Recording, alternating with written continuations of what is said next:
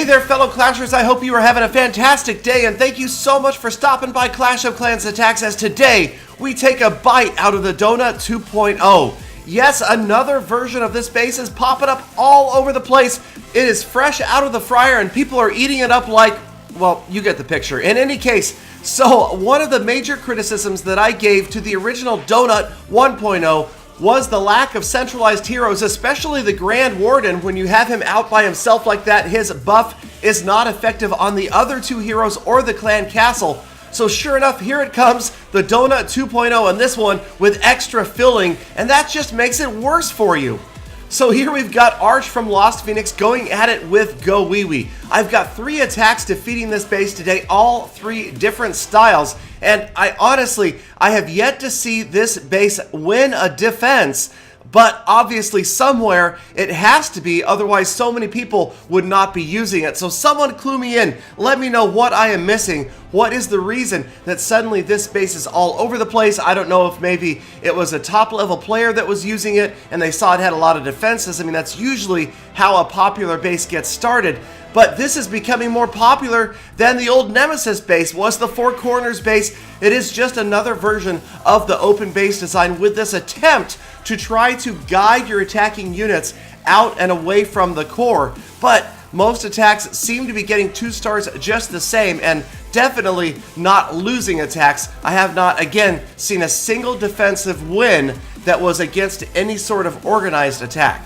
So Arch's attack is wrapping up a successful funneling of the troops into the core, much like we saw versus Donut 1.0, and despite the fact that the heroes are in there, they did not stop any sort of success. 56% and a 2-star win for Arch. Moving on, we've got Royale, who is using Lava Lunion. Yes, the old Lava Lunion attack still effective up in Legend League, and obviously effective on this base as well, as they move in from the same direction that we saw the last attack approach from. Really doesn't matter, slightly different arrangement of the heroes in the core, but once again those balloons are indiscriminately just going to move right into the core. There is the other freeze spell, and everybody is in the center. They are closing in on that town hall, absolutely crushing all of those defenses in the way. It really comes down to spell timing and placement. I know I've said it thousands of times. It is the key to winning just about any attack, and a well thought out, well planned attack with spells placed in the appropriate places at the appropriate times will almost always be a successful attack. And here Royale has secured the first star for 50% and almost cleared out the core completely, except for the town hall, because of that concentration of defensive units. So now it's just up to his heroes. Can they get focused enough to head in after the town hall, letting the king do the work on the outside wall? And no, he is going to wander off to the right. But here come the wall breakers, and they are going to avoid any traps or bombs, get right to the wall, and there you go. That is the direct path that hopefully Royale is hoping the queen will take once the king has gone over here, done his work. A little king on king action. He's going to get that defending king out of the way, and just 1 or 2 more structures.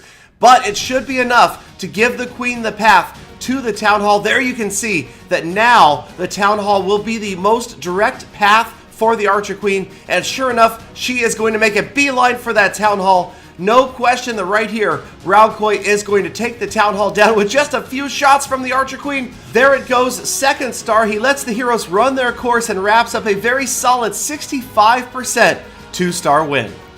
Next up, another Lost Phoenix member. It's Bounty Hunter, out hunting down outlaws and hombres and lassoing them in for 2 stars. Yeehaw!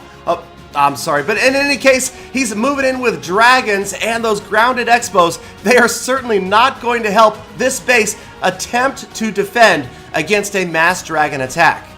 Pretty typical Zapquake after 1 air defense, the Lava Hound after the other air defense, dragons moving in with 3 rage spells.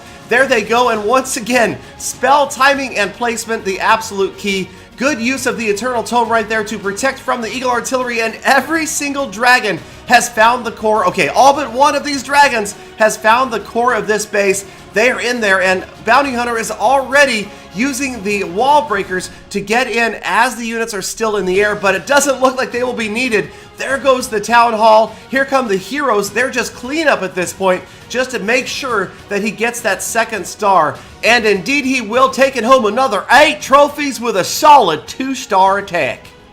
So I don't know if it's just me, or is this one of the most underperforming, overused bases I've ever seen. Let me know if you guys see this thing actually winning. And once again, as always, thank you for spending a short part of your day with me and sticking around all the way to the end of this epithelial.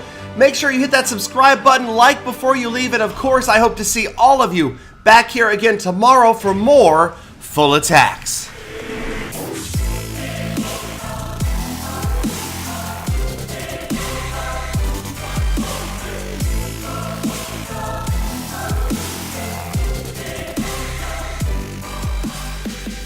Danny Don, that's disgusting! Don't you know children might be listening?